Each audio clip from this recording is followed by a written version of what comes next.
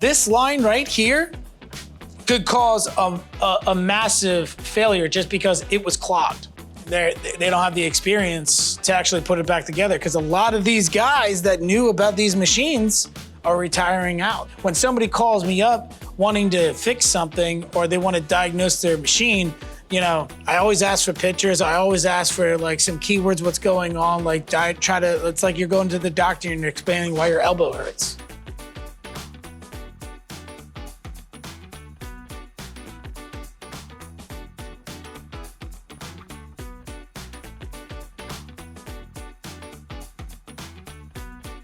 When a customer calls or emails up and says, we got an issue with, you know, they first of all say their machine. They're saying, hey, we got an Ingersoll adjustable rail milling machine and we're running into stick slip like bad. Like, we need help and we were recommended to you, or we searched on.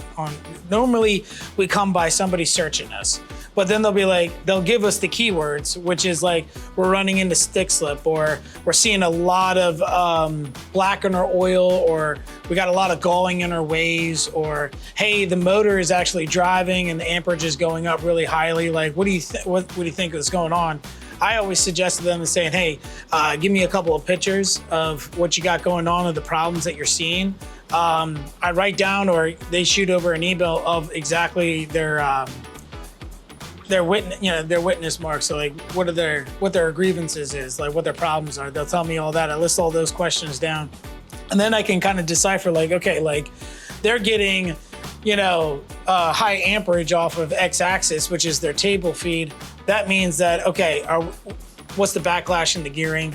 You know, what's the condition of the ways look like? When was an alignment done? I go through a series of questions of asking them. And normally it's like, well, we never leveled the machine since it's been in, or I can't tell you the last time we changed the oil, you know? And then we just start, then normally when we start, if they can wait for me to get there, I'll come and actually do a site visit. If they can't wait and they already have the table off and it's rolled over, I tell them to take a bunch of pictures as we can, because normally I can decipher what has to happen next to get them back online. And normally it's because they've gone back and forth so much and without any love realistically in the maintenance side of things, that they're worn, that the tables are misaligned, that literally if there was a wayliner in there, it doesn't exist anymore. Or if it is metal to metal, they've worn down so much that they're riding where no backlash and it's heavy on the gearing. You know, and then we have to really start pulling that apart Pandora's box and figuring out what's inside. Because then you could ride into like gearboxes are all torn apart. You know, because, you know, they blew apart a couple gears or bevel gears or spur gears, or they blew apart, they physically had a crash in the machine and they broke apart, literally broke gears apart.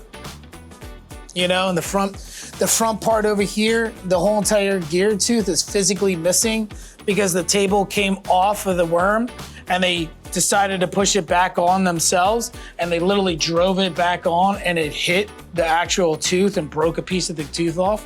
Then they want to know, why is it grinding? What's going on? Well, you got a bunch of metal broken particles of your gearing, right? So this is a replacement gear, this is the actual gear. And inside here, there's a bunch of metal in the bottom of your gearbox. You have to rip everything apart, pull all the bearings out, pull all the shaving out, all the gearing out, all the bearings out.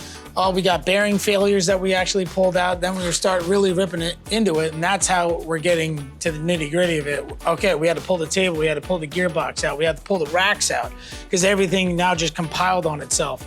That happens more times than not, simply because they got to keep on running. Or the other thing that we're really starting to find an uptick on is people telling them they know, another outfit coming in and saying they know what to do. And they're like, hey, we can make you new gearing and we can re-level this and stuff, and they don't know what they're doing. They're going after a better cost, and they say they can do it better, and they're not working off of prints. So they reverse engineer it, and then next thing you know, they just made a worm and a rack, both out of the 4140, and it's like, well, that can't work. You know, these racks are built with cast iron off of a bronze gear, you know? And there's an engineering method to that. And there's a reason why that's there. There's a sacrificial piece. This rides on the lube better here. Now we're running into the industry where people are trying to fix these other machines because maybe they can get there sooner, and they don't have the experience to actually put it back together, because a lot of these guys that knew about these machines are retiring out. They were part of the baby boomer generation. So that's the one thing, when somebody calls me up wanting to fix something or they want to diagnose their machine, I always ask for pictures. I always ask for like some keywords, what's going on, like it's like you're going to the doctor and you're explaining why your elbow hurts, And then once you start peeling back the layers here, you're realizing, man, they never leveled their machine in how long, they haven't done this. And then you really start getting into saying, wow, you need a full gearbox rebuilt.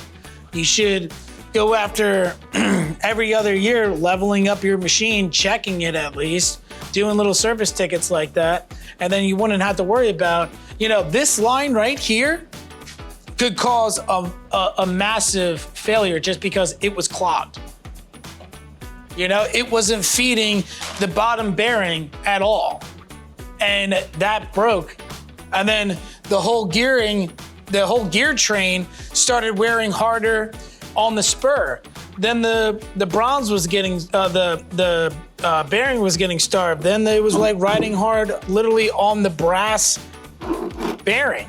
Then it would come back to the bevel gearing. Then it's starting to throw off the alignment because now the bearing went out. Now the spur gear is shifting down. Now when the spur shaft sits down, it rides on the bevel gears, not actually meshing correctly. And then that's all in the input. And then it just snowballs on you because one thing leads to another and it just is a chain reaction. And that's a lot of the times what happens. If you didn't have any of these replacement parts, you're talking bearings, shafts, worms, bevels, spurs, all the bearings inside the gearbox, a full flush. I mean, that's a lot of money. This worm rack is actually over here. I make worm racks that actually are coated with Mowgli's. And those are the hydrostatic systems, but they don't have to be hydrostatic. Some of them are plain slide, but some of these worm racks still are plain slide. So it's a G2 cast iron. It's a ASTM 40 grade cast iron. We'll actually machine these, and this is the actual worm gear tooth itself, and this is the brass gear that it runs into. That's a mated piece. So that fits to that gear section. And that is a 907 bronze, and that's built that way for the sliding. So that transfers the power correctly, which is a crazy system because a spur drives the top of the teeth, and then the power is getting transferred by the worm flank itself into the worm rack, making the table go back and forth. It's pretty crazy. It's a really cool design, and it's powerful. The hydrostatics gets even crazier because it's even powerful, and you're floating on a hydrostatic film where it produces it's more efficient and it's less frictionless. So you're able to drive it with a bigger, you're able to drive it with a nice sized powered motor, but it could be you could be floating like 140 tons, 100 tons with like a 25 horsepower servo, which is ridiculous because little input, massive, just in the gearing, transfers of power, the gearing reduction to it, it's awesome.